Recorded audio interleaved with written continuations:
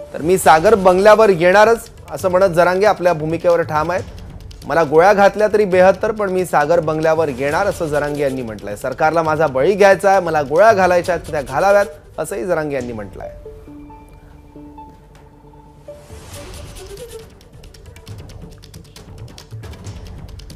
तर मराठा आंदोलक योगेश केदार आता आपल्या सोबत आहेत। योगेश जी, तुम्ही जरांगे यांनी नेमकं काय म्हटलंय, काय आरोप केले ते ऐकलंय आणि त्याबद्दल तुमची प्रतिक्रिया पहिली। नाही, नक्कीच मनोज जरांगे पाटलांची मनस्थिती मी समजू शकतोय। आझाद मैदानावर ज्यावेळेस मराठा वनवास यात्रेच्या वेळी मी होतो आणि माझ्या सोबतच्या माणसांनाच फोडलं गेलं आणि सोबतच्या माणसांनीच बेछूट आरोप जेव्हा केले, त्यावेळेस जी मानसिकता आणि मनस्थिती माझी झाली होती, ती मनस्थिती आज जरांगे पाटलांच्याकडे बघून मी समजू शकतोय। माझी मनोज जरांगे पाटलांना सुद्धा आमची विनंती, आम्ही सगळे सोबत आहे। मराठा समाज मनोज जरांगे पाटलांच्या सोबत आहे। आम्ही सामान्य मावळे म्हणून आज तुमच्या सोबत आहे। आज घडीला आपण जो काही निर्णय घ्याल त्या निर्णयाच्या सोबत मराठा समाज नक्कीच असणार आहे। फक्त आपण ह्या देशाच्या आणि ह्या भारतीय संविधानाच्या चौकटीत राहून जे काही करायचं ते आपल्याला करायचं आहे आणि आजपर्यंत जरांगे पाटलांनी सुद्धा त्याच भूमिका ठेवलेल्या आहेत। ते स्वतःच्या जीवाचं बरे वाईट करायचं बोलत आहेत जरांगे पाटील, पण मनोज जरांगे पाटलांनी स्वतःचा जीव महत्वाचा मानून, कारण लाख मेले तर चालतील, लाखाचा पोशिंदा जगला पाहिजे असं मानून जरांगे पाटलांनी काहीही टोकाचं पाऊल न उचलता शांततेच्या संयमाच्याच मार्गाने आतापर्यंत जसं आपण आलो तसं चालणं गरजेचं आहे असं माझं व्यक्तिगत मत आहे। कार्यकर्ता म्हणून त्यांना माझी विनंती सुद्धा असणार आहे, आपल्याला हा लढा मोठ्या स्वरूपात लढावा लागणार आहे, दीर्घकाळ चालण्याची शक्यता आहे। आपण कुणी आरोप केला म्हणून वाईट वाटून न घेता, मनस्थिती खराब बिघडवून न घेता, समाज आपल्या सोबत आहे याचा आत्मविश्वास बाळगण्याची गरज आहे आणि आपण सोबत राहूया आणि हा लढा शेवटपर्यंत आपल्याला लढायचा आहे।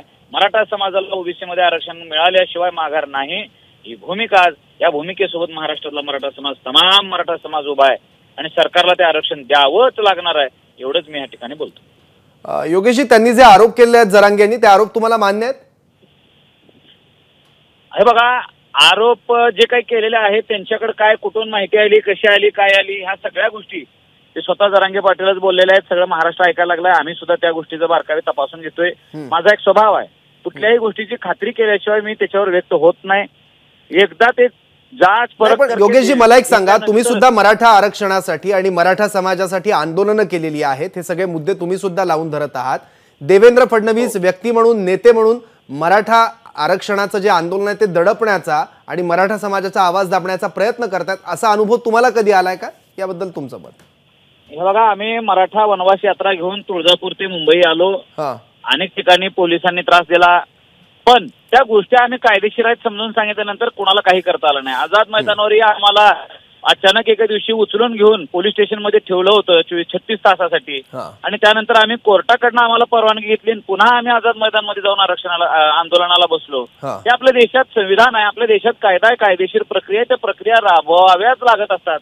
मग तो गृहमंत्री असतील किंवा अनेक सरकारचे मुख्यमंत्री असतील, माझं असं म्हणणं आहे की देवेंद्र फडणवीसांनी अशा गोष्टींमध्ये जर तुमच्याकडे संशयाची सुई येत असेल तर देवेंद्र फडणवीस साहेबांनी सुद्धा या गोष्टीवर उत्तर द्यायला पाहिजे, या गोष्टीवर व्यक्त झालं पाहिजे आणि मराठ्यांच्या मनामध्ये जो काही आता प्रश्न निर्माण झालाय या शंकांचं निरसन होणं आज अत्यंत आवश्यक गोष्ट आहे। बरोबर, पण योगेश केदारजी, तुम्ही आता काही मनोज जरांगे पाटील यांना समजवण्याचा काही प्रयत्न करणार आहात, शांत राहण्याचा?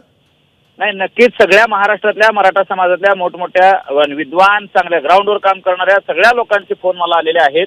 आम्ही सगळेजण मिळून जरांगे पाटलांना विनंती करतोय। बहुतांश लोक, आज योगायोगाने मी फक्त पुण्यात होतो, तिथं मी आज अनुपस्थित होतो, परंतु जी तिथली टीम आहे त्या टीम पैकी बहुतांश लोकांनी मला फोन केलाय आणि आम्ही सगळेजण त्यांना संवाद साधून त्यांना शांततेच्या मार्गाने एकदम संयमानं गोष्टी घेण्यासाठी आम्ही विनंती करत आहोत। ठीक आहे, धन्यवाद योगेशजी आपल्या या प्रतिक्रियेबद्दल। एबीपी माझा, उघडा डोळे बघा नीट।